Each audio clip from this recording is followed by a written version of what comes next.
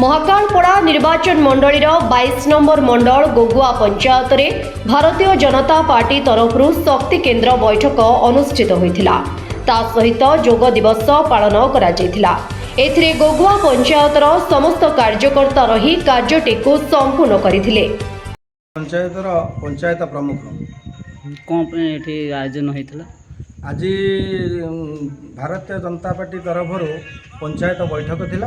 आज समस्त पंचायतर BL2 एवं बूथ सभापति एवं पंचायतर समस्त भारतीय जनता पार्टी कार्यकर्ता उपस्थित थिले एवं आज पंचायत बैठक करागला।